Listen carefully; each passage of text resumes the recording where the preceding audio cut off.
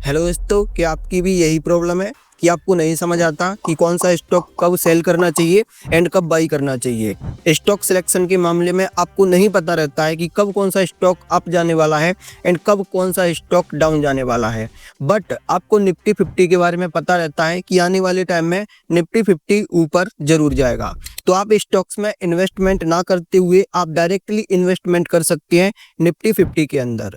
यहाँ पर आपका रिस्क काफी ज्यादा लो हो जाता है एंड आपको निफ्टी 50 के मूवमेंट का पूरा बेनिफिट भी मिलता है। तो निफ्टी 50 के अंदर कैसे इन्वेस्टमेंट करते हैं एंड क्या है इसमें इन्वेस्टमेंट करने के टोटल बेनिफिट्स, आइए जानते हैं आज के इस वीडियो में। एंड दोस्तों, इस वीडियो में मैं आपको दो जरूरी बातें या फिर दो टिप भी बताऊंगा जो फॉलो करना जरूरी है निफ्टी 50 में इन्वेस्टमेंट के साथ। तो आइए इस वीडियो को स्टार्ट करते हैं। दोस्तों, निफ्टी 50 में इन्वेस्टमेंट करने से पहले आपको यही पता होना चाहिए कि आखिर निफ्टी 50 होता क्या है। तो आइए मैं आपको डिटेल में समझाता हूँ। तो देखिए दोस्तों, भारत में दो स्टॉक एक्सचेंज है। एक है एनएसई मतलब कि नेशनल स्टॉक एक्सचेंज एंड दूसरा है बीएसई मतलब कि बॉम्बे स्टॉक एक्सचेंज।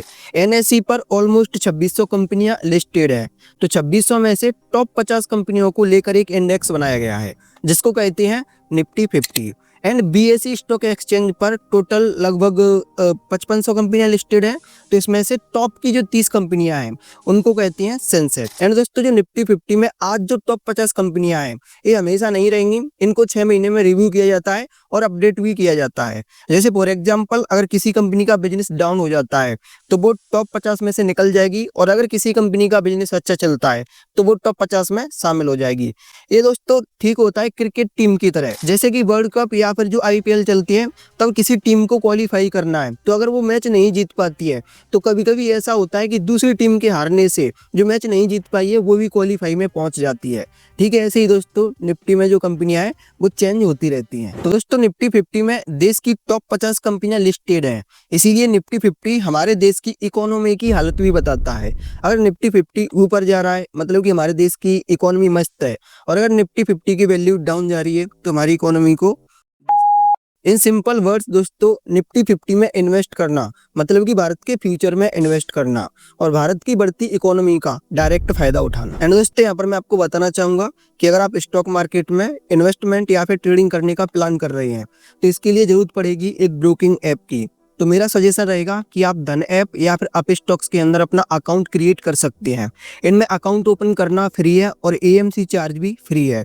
साथ ही ब्रोकरेज चार्ज लोएस्ट है ब्रोकर इंडस्ट्री में। तो दोस्तों, अगर आप इंटरेस्टेड हैं, लिंक इस वीडियो के डिस्क्रिप्शन में मिल जाएगा। अब हम जानते हैं निफ्टी 50 में इन्वेस्टमेंट करने का तरीका क्या है।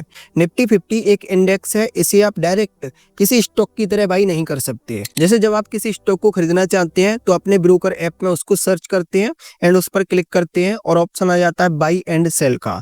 ऐसा दोस्तों इंडेक्स के साथ नहीं होता है। इंडेक्स को बाई करने के लिए या फिर इसमें इन्वेस्ट करने के बेसिक 4 तरीके हैं। आइए मैं आपको एक एक करके बताता हूँ। पहला तरीका है दोस्तों ईटीएफ। ईटीएफ का मतलब होता है एक्सचेंज ट्रेडेड फंड।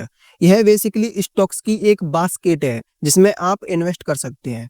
तो निफ्टी 50 पर बेस्ड कुछ ईटीएफ हैं जिनको आप बाई कर सकते हैं। अगर आप चाहते हैं कि ईटीएफ इन्वेस्टमेंट पर मैं एक डिटेल में वीडियो बनाऊं तो मुझे कमेंट करके बताना, मैं इस पर एक डिटेल वीडियो बनाऊंगा। एंड दूसरा तरीका है दोस्तों म्यूचुअल फंड।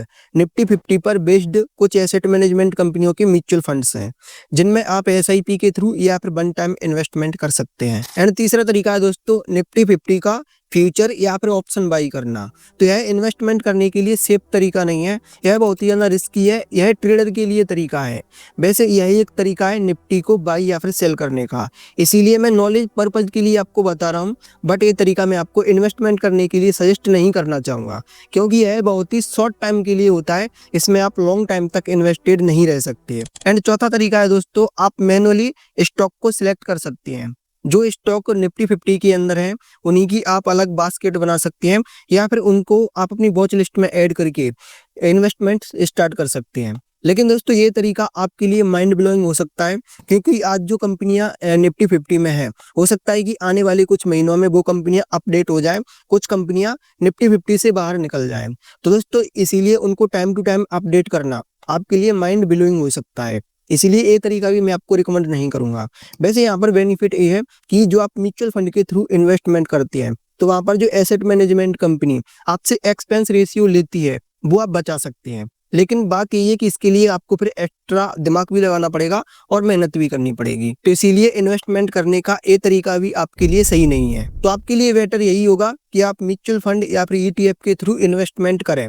यहाँ पर आप बिना रिस्क के और कम मेहनत के निफ्टी 50 की ग्रोथ का पूरा बेनिफिट उठा पाएंगे। आइए दोस्तों, अब हम बात करते हैं निफ्टी 50 में इन्वेस्टमेंट करने के बेनिफिट्स की। तो इसका पहला बेनिफिट है डाइवर्सिफिकेशन। मतलब अगर आपने निफ्टी 50 में इन्वेस्ट किया है, देश की टॉप 50 कंपनियों में इन्वेस्ट किया है, वो भी अलग अलग सेक्टर में, तो एक तो 50 कंपनियों में इन्वेस्ट कर रहे हैं, दूसरा आपने सेक्टर भी अलग अलग कर दिए। मतलब कि आपका डाइवर्सिफिकेशन बहुत ही अच्छे तरीके से हो चुका है। अब रिस्क बहुत ही ज़्यादा कम है, इसीलिए इनमें आप लॉन्ग टाइम तक इन्वेस्टेड रह सकते हैं। एंड दोस्तों, दूसरा बेनिफिट है गुड रिटर्न्स। मतलब कि निफ्टी ने हिस्ट्री में 12 से लेकर 15% तक के रिटर्न्स दिए हैं। तो ये रिटर्न्स काफ़ी अच्छे हैं, ये आसानी से इन्फ्लेशन को भी बीट कर पा रहे हैं और आपको एक्स्ट्रा रिटर्न्स भी दे रहे हैं। एंड इसका तीसरा बेनिफिट है हाई लिक्विडिटी। अभी के टाइम पर अगर आप निफ्टी 50 में म्यूचुअल फंड या फिर ईटीएफ के थ्रू इन्वेस्ट करते हैं तो इनमें भी काफ़ी अच्छी लिक्विडिटी देखने को मिलती है।